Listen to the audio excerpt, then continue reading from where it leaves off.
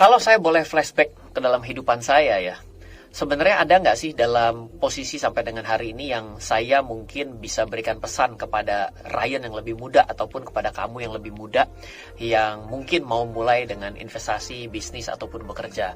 Jadi dalam pengalaman saya sudah 18 tahun berkenalan dengan dunia keuangan dan investasi. Saya cukup senang dengan apa yang saya bisa raih pada hari ini.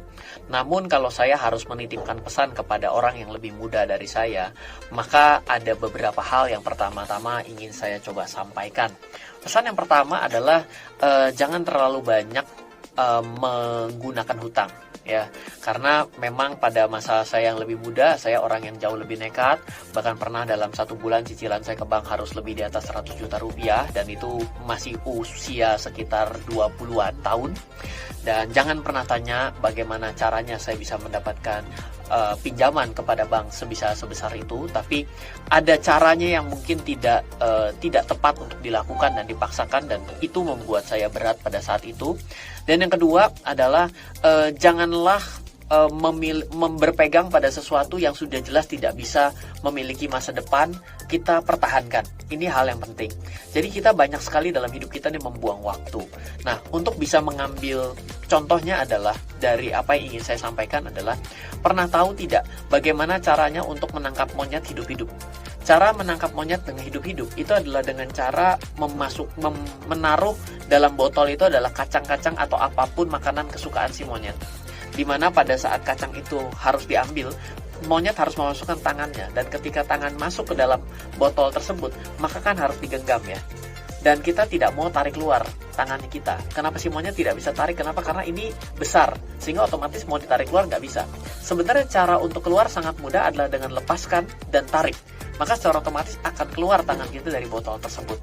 Dan dalam kehidupan saya banyak beberapa kali dalam hidup saya selama 18 tahun ini, saya memulai bisnis dan usaha dan perjalanan dunia keuangan saya dari umur 18 tahun. Ada beberapa hal yang saya lakukan itu bertahun-tahun. Dan sebenarnya sudah saya yakini tidak menjadi sesuatu yang bisa menghasilkan. Tapi pertahankan.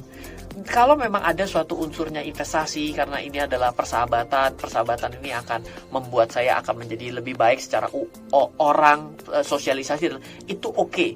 Namun kalau ternyata sudah jelas ini adalah sesuatu yang jelek, destruktif, merugikan, dan mungkin akan membuat kita malah kehilangan apa yang kita miliki, lebih baik kita tinggalkan.